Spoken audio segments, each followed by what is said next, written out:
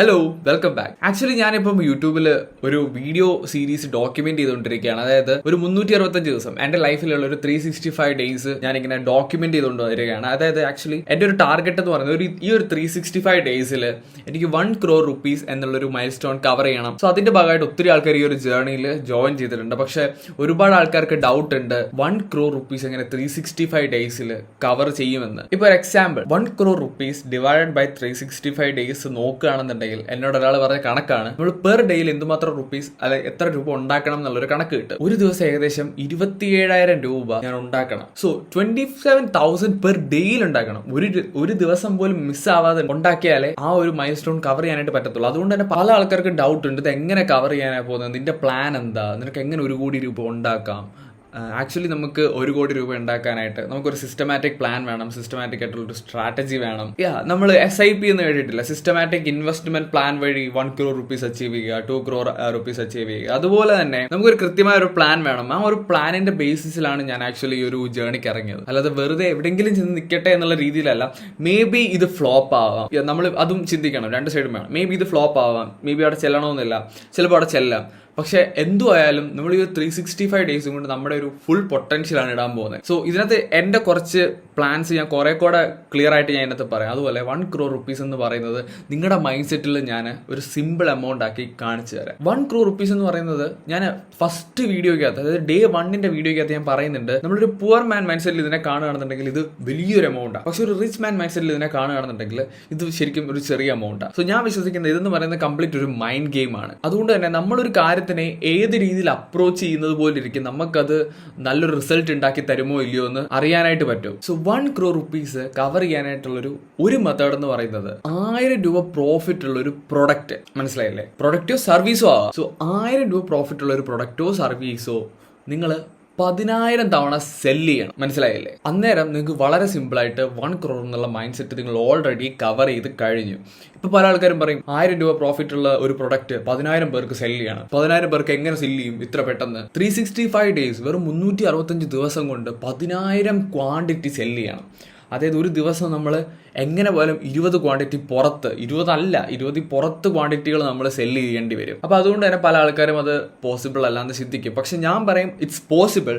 പക്ഷെ നമുക്ക് ആ ഒരു ലെവലിലോട്ട് എത്താനായിട്ടുള്ള കുറച്ച് ലിമിറ്റേഷൻസ് ഉണ്ട്. അതേപോലെ തന്നെ ഇത് പോസിബിൾ ആണെന്ന് പറയാൻ കാരണം എത്രയോ കമ്പനീസ് അവരുടെ ഒരു പ്രൊഡക്റ്റ് ഒരു ദിവസം തന്നെ 10,000 കണക്കിന് ക്വാണ്ടിറ്റിയിൽ സെല്ല് ചെയ്യുന്നുണ്ട്. അതുകൊണ്ട് തന്നെ അത് പോസിബിൾ ആണ്. പക്ഷെ നമ്മളെ സംബന്ധിച്ച് നോക്കുമ്പോൾ അത് ഞാൻ ഈ പറഞ്ഞ പോലെ നമ്മൾ ന്യൂ ആണ് മാർക്കറ്റിൽ. അന്നേരം എന്ത് പ്രൊഡക്റ്റോ സർവീസോ ആവും. സോ മാർക്കറ്റിൽ പുതിയതാണ്, അപ്പോൾ അതിൻ്റെതായിട്ടുള്ള പിന്നെ നമുക്ക് ഫണ്ടിൻ്റെ ഇഷ്യൂസ് കാണും നമുക്ക് മാർക്കറ്റ് ചെയ്യാനായിട്ട്. അപ്പോൾ ഇങ്ങനെയുള്ള കുറേ ഇഷ്യൂസ് ഉണ്ട്. സോ ഞാൻ ഇപ്പോൾ പറഞ്ഞത് 1000 രൂപ പ്രോഫിറ്റ് ഉള്ള ഒരു പ്രൊഡക്റ്റോ സർവീസോ 10,000 തവണ സെല്ല് ചെയ്യുന്നതാണ്. ഇനി ഞാൻ പറയാൻ പോകുന്നത് 10,000 രൂപ പ്രോഫിറ്റ് ഉള്ള ഒരു പ്രൊഡക്റ്റോ സർവീസോ 1000 തവണ സെല്ല് ചെയ്യണം, മനസ്സിലായി. നിങ്ങൾക്ക് നേരെ തിരിച്ചും ചെയ്യാം. നിങ്ങൾക്ക് ക്വാണ്ടിറ്റി കുറയ്ക്കണം, അന്നേരം നിങ്ങൾക്ക് പ്രോഫിറ്റിന്റെ മാർജിൻ കൂട്ടേണ്ടി വരും. 10,000 രൂപ പ്രോഫിറ്റ് ഓറിയന്റഡ് ആയിട്ടുള്ള ഒരു പ്രൊഡക്റ്റോ സർവീസോ നിങ്ങൾ വെറും 1000 തവണ വിറ്റ് കഴിഞ്ഞാൽ ഈ 1 crore എന്നുള്ളൊരു മൈൽ സ്റ്റോൺ സിമ്പിളായിട്ട് കവർ ചെയ്യാവുന്നതേ ഉള്ളൂ. ഇത് സിമ്പിളായിട്ട് കവർ ചെയ്യാനുള്ളതേ ഉള്ളൂ എന്ന് പറയുന്ന സമയത്തും നിങ്ങൾ ചിന്തിക്കണം, ഇത് പെട്ടെന്ന് പറ്റത്തില്ല. കാരണം എന്താണെന്ന് വെച്ച് കഴിഞ്ഞാൽ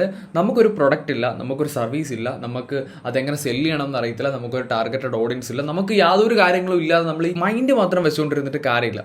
പറയുമ്പോൾ സിമ്പിളാണ്. 10,000 രൂപ പ്രോഫിറ്റ് ഉള്ള ഒരു പ്രൊഡക്റ്റ് ഒരു 1000 പേർക്ക് കൊടുത്താൽ മതി. 360 ഒരു വർഷമുണ്ട്, ഒരു വർഷത്തിനകത്ത് 1000 പേർക്ക് മാത്രം വിറ്റാൽ മതി. കേരളത്തിൽ ഇത്ര കോടി ജനങ്ങളുണ്ട്, ഇതാണെന്ന് പറഞ്ഞുകൊണ്ടിരുന്നിട്ട് കാര്യമില്ല. ദ ഹോൾ പോയിന്റ് ഈസ് നമ്മൾ ആക്ഷൻ എടുക്കുന്നത് പോലെ ഇരിക്കും. സോ ഇതാണ് എനിക്ക് ആദ്യം പറയാനുള്ള കാര്യം. ഇത് മൈൻഡ് സെറ്റിനെ പറ്റിയാണ്. അതായത് ഇങ്ങനെ ചിന്തിച്ചു കഴിഞ്ഞാൽ ആ 1 crore എന്നുള്ള റുപ്പീസ് 1 crore എന്നുള്ള ആ ഒരു മൈൽ സ്റ്റോൺ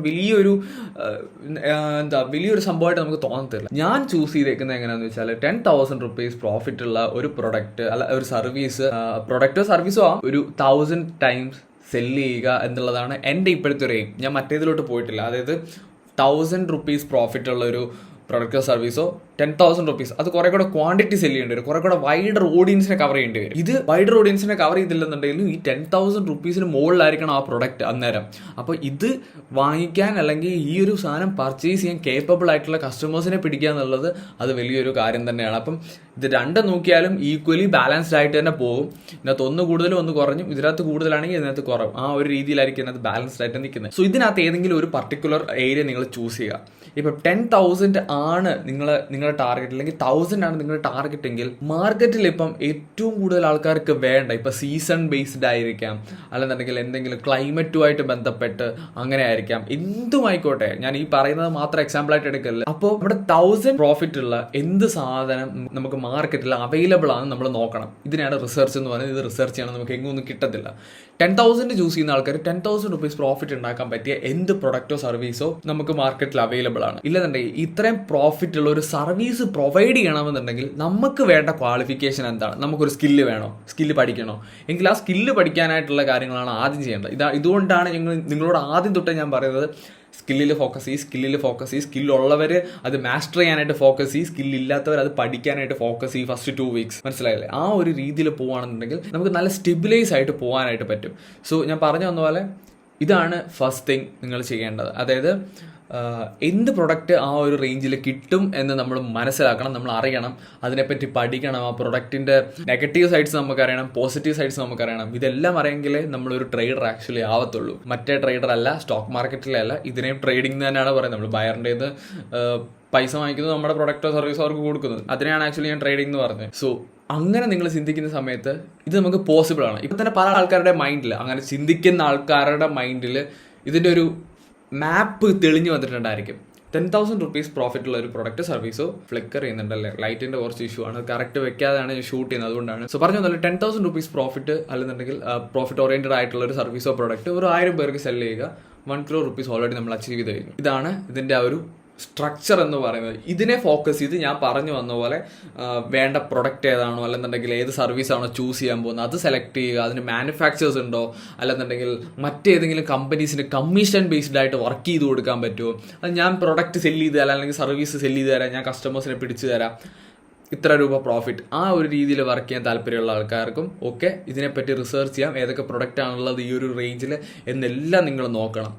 ഇനി രണ്ടാമത് എനിക്ക് പറയാനുള്ളത്, ഒരു പ്രൊഡക്റ്റിൽ നിങ്ങൾ ഇരുന്ന് കഴിഞ്ഞാൽ നിങ്ങൾ 365 ദിവസം കൊണ്ട് 1 കോടി പോയിട്ട് 50 പോയിട്ട് 25 ലക്ഷം രൂപ പോലും നിങ്ങൾ ഉണ്ടാക്കത്തില്ല, 20 പോലും ഉണ്ടാക്കത്തില്ല, 15 ഉണ്ടാക്കുമായിരിക്കും, എനിക്ക് അറിഞ്ഞുകൂടാ. പക്ഷെ അതുകൊണ്ട് ഞാൻ പറഞ്ഞു വരുന്നത്, ഒരു പ്രൊഡക്റ്റിൽ ഫോക്കസ് ചെയ്യുക, അല്ലെങ്കിൽ ഒരു സർവീസിൽ ഫോക്കസ് ചെയ്യുക, അതായത് മൾട്ടിപ്പിൾ സർവീസസിൽ ഫോക്കസ് ചെയ്യുക. ടൈം എടുത്ത് ഫോക്കസ് ചെയ്യുക, 2-3 മാസം കൊണ്ട് ടൈം എടുത്ത് ഫോക്കസ് ചെയ്യുക. കുറച്ച് പ്രൊഡക്ട്സ് അല്ലെങ്കിൽ സർവീസ് സെയിൽ ആവുന്നെന്ന് കാണുമ്പം അതിൽ നിന്ന് വരുന്ന പ്രോഫിറ്റ് കമ്പനി മാർക്കറ്റിംഗ് അല്ലെങ്കിൽ പ്രൊഡക്റ്റ് അല്ലെങ്കിൽ സർവീസ് ബേസ്ഡ് മാർക്കറ്റിങ്ങിന് വേണ്ടിയിട്ട് ഇംപ്ലിമെന്റ് ചെയ്യുക. അങ്ങനെ ആ പ്രൊഡക്റ്റോ സർവീസോ കുറെ കൂടെ ആൾക്കാരിലേക്ക് എത്തിക്കാനായിട്ട് പറ്റും. സോ ഇതാണ് ആക്ച്വലി പ്രാക്ടിക്കൽ വേ. പറയുമ്പോൾ നിങ്ങൾ പല ആൾക്കാരും മേ ബി ചീത്ത വിളിക്കും, നിനക്ക് ഇങ്ങനെ പറഞ്ഞുകൊണ്ടിരുന്നത് നീ ചെയ്ത് കാണിക്കാതെ. ഞാൻ ആക്ച്വലി ചെയ്യാൻ വേണ്ടിയിട്ടുള്ള എല്ലാ പരിപാടികളുമാണ്. സോ താല്പര്യമുള്ളവർക്ക് മാത്രം ഞാൻ ആദ്യം തൊട്ടേ പറയുന്നുണ്ട്, ഇതിനകത്ത് താല്പര്യമുള്ള ആൾക്കാർക്ക് മാത്രമേ അത് ജോയിൻ ചെയ്തത്. കാരണം ഇത് സിമ്പിൾ ആയിട്ടുള്ളൊരു വഴിയല്ല, പക്ഷെ നമ്മൾ സിമ്പിളായിട്ട് ഇതിനെ കണ്ട് ഇതിനെ അപ്രോച്ച് ചെയ്യും, അന്നേരം നമുക്ക് കുറെ കൂടെ സിമ്പിൾ ആകും. സോ അതാണ് ഇതിനകത്തൊരു സൈക്കോളജി എന്ന് പറയുന്നത്. ഇനിയിപ്പം എൻ്റെ കാര്യം സംസാരിക്കാനാണെങ്കിൽ പല ആൾക്കാർക്കും ഡൗട്ട് ഉണ്ട്, ഇതെങ്ങനെയാണ് ഇത് പോസിബിൾ ആക്കാൻ പോകുന്നത്. എൻ്റെ ഒരു പ്ലാൻ എന്ന് പറയുന്നത്, നമുക്ക് 12 months ഉണ്ട്.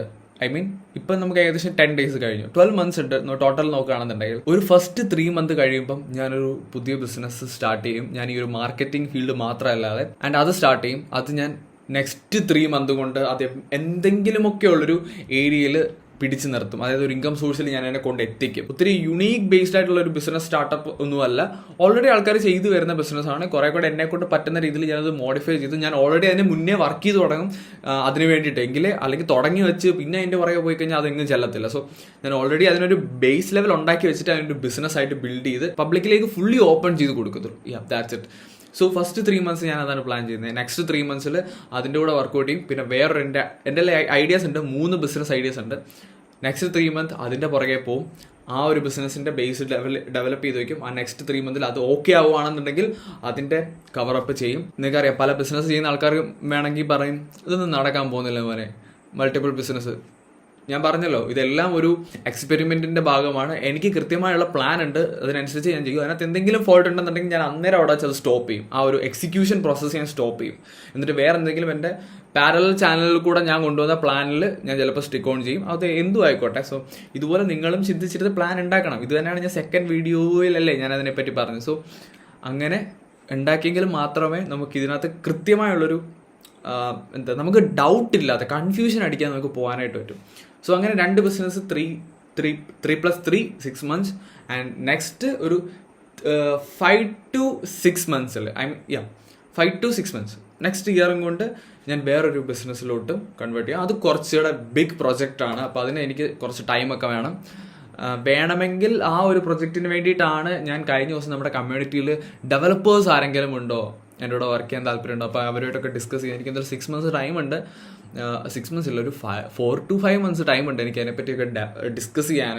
എനിക്ക് കുറച്ച് വൈഡ് ആയിട്ടുള്ള ഡെവലപ്പേഴ്സുമായിട്ട് ഇതിനെപ്പറ്റി ഡിസ്കസ് ചെയ്യണം. സോ ഫുൾ സ്റ്റാക്ക് ഡെവലപ്പേഴ്സോ സോഫ്റ്റ്വെയർ ഡെവലപ്പേഴ്സോ ഒക്കെ ഉണ്ടെന്നുണ്ടെങ്കിൽ കോൺടാക്ട് ചെയ്യാം. എനിക്ക് താല്പര്യമുണ്ട് നിങ്ങളുടെ കൂടെ വർക്ക് ചെയ്യാൻ വേണ്ടിയിട്ട്.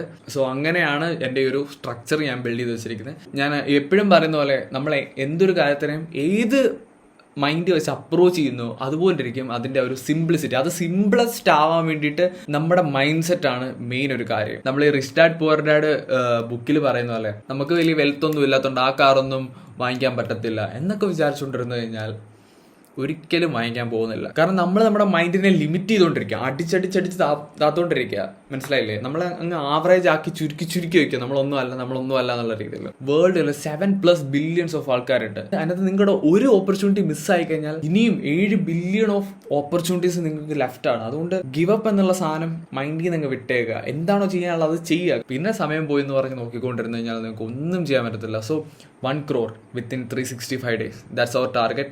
അതെങ്ങനെയെങ്കിലും നമ്മൾ കവർ ചെയ്തേ പറ്റൂ. അത് നമ്മൾ എങ്ങനെയെങ്കിലും കവർ ചെയ്യും. That's it. ഞാൻ പറഞ്ഞല്ലോ, ഇതിനകത്ത് ഫോൾട്ട് ഉണ്ടാവും, ഇതിനകത്ത് ഫെയിലിയർ ഉണ്ടാവും. I don't care. ഞാൻ ഈ ഒരു കാര്യം കംപ്ലീറ്റ് ചെയ്യുന്ന സമയം വരെ ഞാനത് മാക്സിമം ഡോക്യുമെന്റ് ചെയ്യും. അതും ഫുള്ളി ട്രാൻസ്പെറന്റ് ആയി. That's my promise. സോ അത്രയും കാര്യങ്ങളാണ് ഈ ഒരു വീഡിയോയിൽ പറയാനുള്ളത്. ഇത് കുറെ കൂടെ ഞാൻ സ്റ്റുഡിയോ സെറ്റപ്പിൽ ഇരുന്ന് സംസാരിക്കണമെന്ന് വിചാരിച്ചാണ്. ഞാൻ പറഞ്ഞില്ലേ, ഞാൻ ഇന്നലെ ഞാൻ ആ വീഡിയോ ഓൾറെഡി ഞാനിത് സംസാരിച്ച് റെക്കോർഡ് ചെയ്തതാണ്. പക്ഷേ ക്യാമറ എന്നെ ചതിച്ചു. അതുകൊണ്ട് മാത്രം പഴയ ഈ ഒരു സെറ്റപ്പിലോട്ട് തന്നെ വന്നു.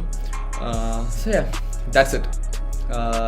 എല്ലാവരും വർക്ക് ചെയ്യാം. ടെലഗ്രാം കമ്മ്യൂണിറ്റിയിൽ ജോയിൻ ചെയ്യാത്തവരുണ്ടെന്നുണ്ടെങ്കിൽ താഴെ ലിങ്ക് കൊടുത്തേക്കാം, നിങ്ങൾക്ക് ജോയിൻ ചെയ്യാം. അതൊക്കെയാണ്. ഇപ്പം ഈ ഒരു ഫുൾ പ്ലേലിസ്റ്റ് കാണുന്നുണ്ടെങ്കിൽ അത് നിങ്ങൾക്ക് എൻ്റെ ചാനലിൽ പ്ലേലിസ്റ്റ് പോയി നോക്കിയാൽ 1 crore 365 days പ്ലേലിസ്റ്റ് കാണാൻ പറ്റും. അതും നിങ്ങൾക്ക് ചെക്ക് ചെയ്യാം. That's it. Day 10 കാണാം. നെക്സ്റ്റ് വീഡിയോ ഉടനെ വരുന്നുണ്ട്. Tata, bye bye, peace out.